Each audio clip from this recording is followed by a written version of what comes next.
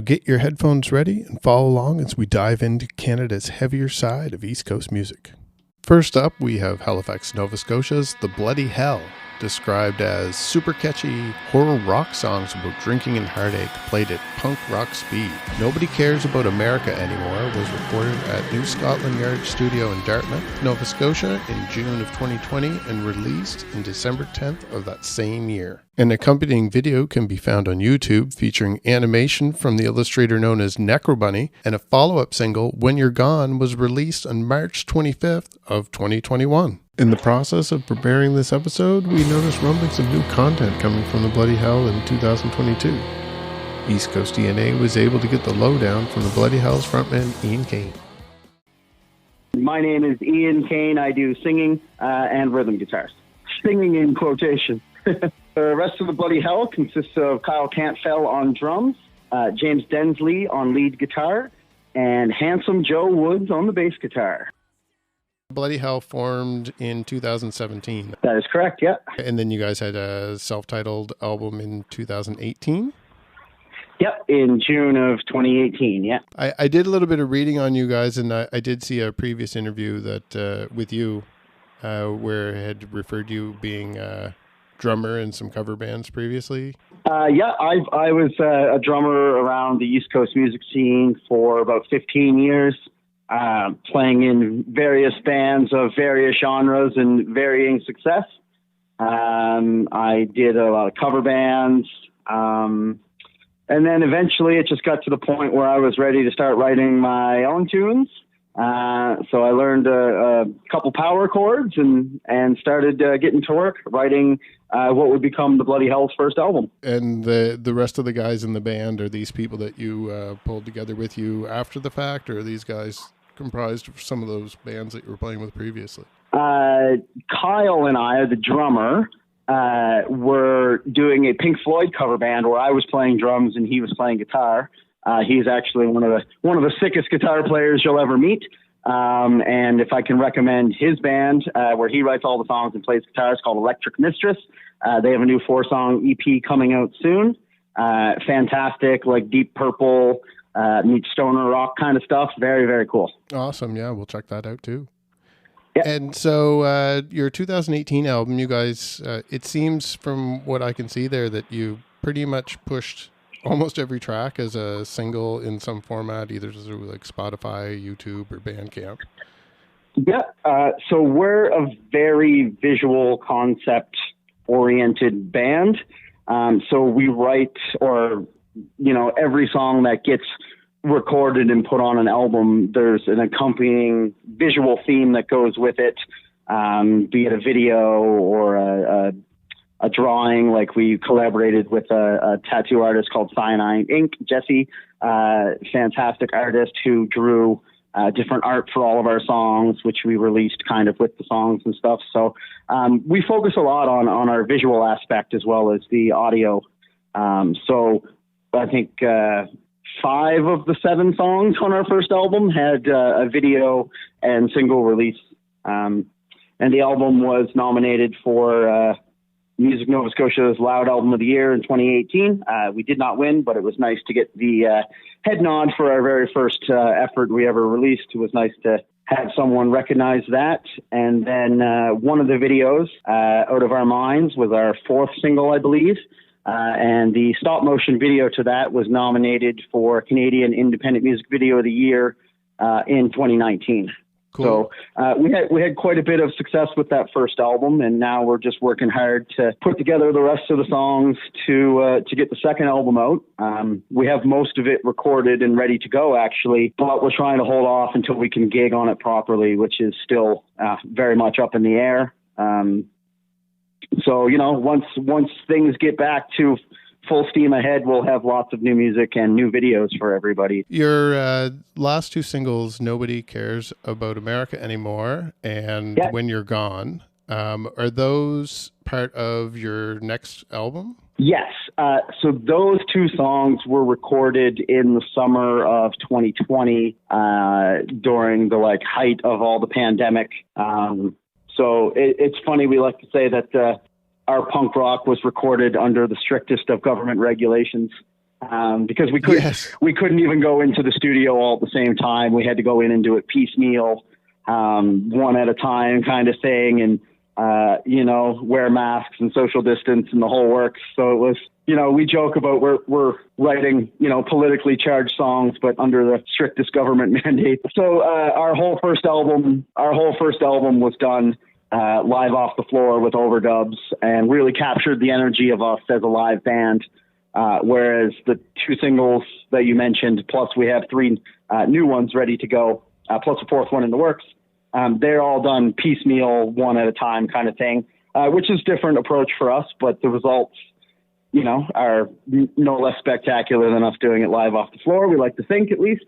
So yeah, it was a different experience for sure. So again, we have those 2 singles that you mentioned, plus 3 more in the bag, mixed, mastered, ready to go. And then another one in the works, not quite finished yet. So once everything is back to normal, we'll be releasing probably a cassette of that and, making up for 3 years of lost shows. Bandcamp probably for the cassette release, or? Yes, well, of course, all digital release as well. And then as physical copies, cassettes to start. If there's, things really start to take off, we would look at a vinyl run.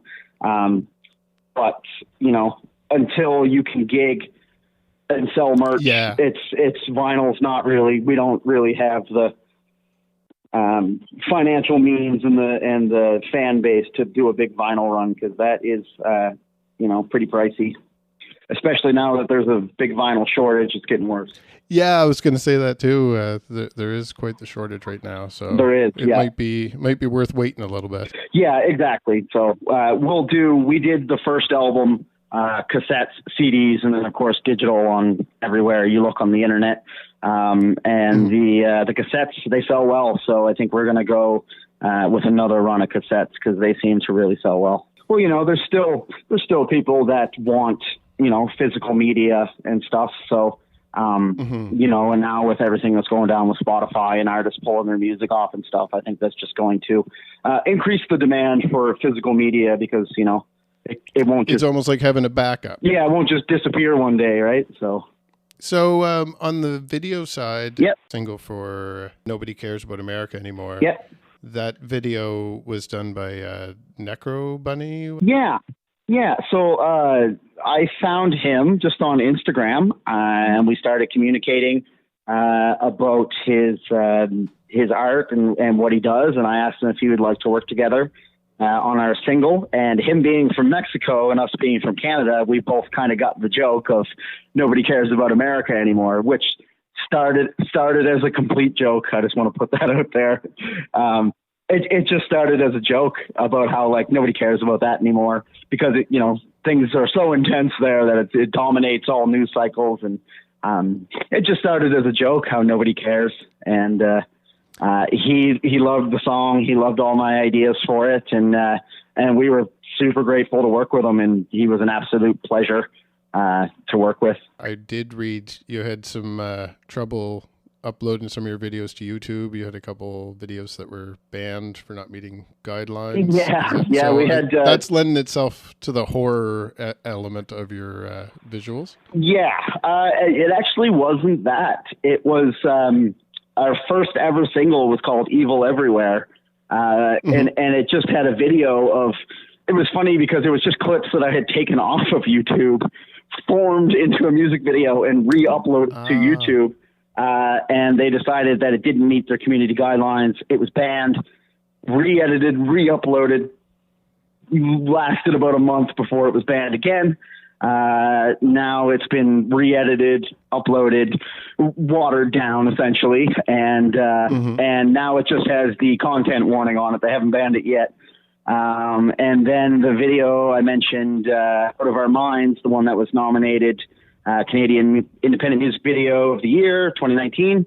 That was also banned by YouTube because there is some gratuitous doll sex, and they didn't like that. So, again, we had to take it down, rework it a little bit and put it back up, which sucks because you lose all the views that were on it originally. But not much you can do about that.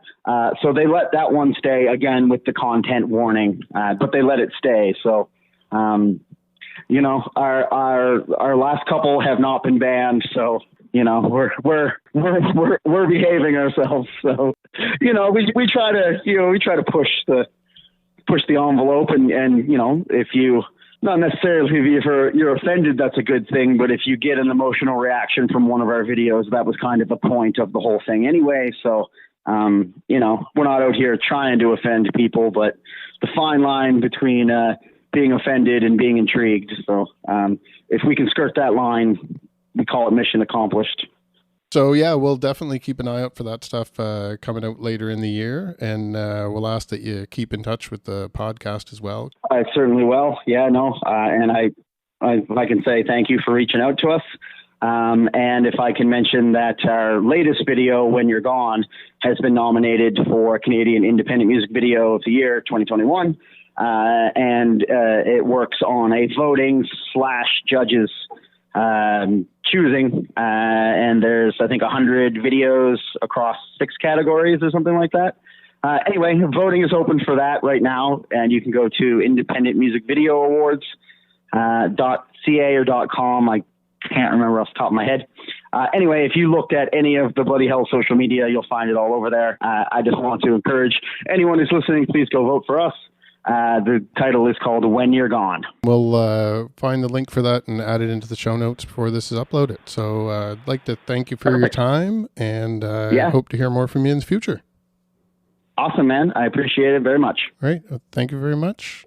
You've just heard Cuba Time from Electric Mistress 2019 self-titled EP. As we heard in the interview segment, this is another band to keep an eye out for new content as we proceed through 2022.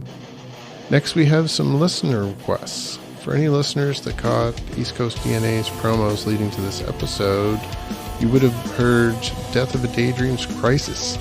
Singer Andrew Chislett gave us a couple of suggestions for this episode. When singing for Death of a Daydream, Andrew had a chance to play with some other great Nova Scotia metal bands and provided us with a list to boost my search efforts for the heavier East Coast artists. And from those, I've selected Joy Departed's Ill Emotions from the 2017 Out of Sight, Out of Mind EP, and Last Call Chernobyl's A Clockwork Heart from their 2016 self-titled album. Then we have Lung Rust by Dumpster Mummy. Dumpster Mummy is a band request from Mike Hatfield, living in Glasgow, Nova Scotia. He wrote the singers from another band called Cave Dweller. I'd seen them live and have been a huge fan of his vocal styles ever since. Next, we take a short trip over to Prince Edward Island. Music PEI's 2022 Music Week Loud Recording of the Year's nominees included a couple of heavier bands this year. Cosmica with The Apostle, and Negative J, who was also nominated for the City of Charlottetown Group Recording of the Year at the Music PEI 2022 Music Week. For today's playlist, we'll be listening to Negative J's The Reason, and Cosmica with Tomorrow May Never Come from their album The Apostle. Then we'll journey over to New Brunswick for a couple of bands that I personally keep circling back to and hope to hear from both in the coming year. Diner Drugs is based out of Moncton and self-described as a 4-piece stoner punk crew born out of a desire to defeat the boredom of East Coast living. Diner Drugs is fast, loud, and looking for a reason to throw a party. Diner Drugs Need Time comes from their 2019 album As Is. Then we'll have Sonic Detour. Sonic Detour is an indie rock band based out of St. John, New Brunswick. I personally found their singles to be increasingly better as this band progressed, to the point that I honestly couldn't decide between their latest 2 singles for inclusion in this episode. So today we'll listen to both Criminal and Cliché from their 2021 singles. Their earlier material seemed to be Suicidal Tendencies influenced, especially in their visual elements. And with the more recent singles, I'm getting more of a Mike Patton, late Faith No More vibe. I don't know the influences are changing internal to the band, but I'm liking what I'm hearing, and I hope to hear more from them this year as well.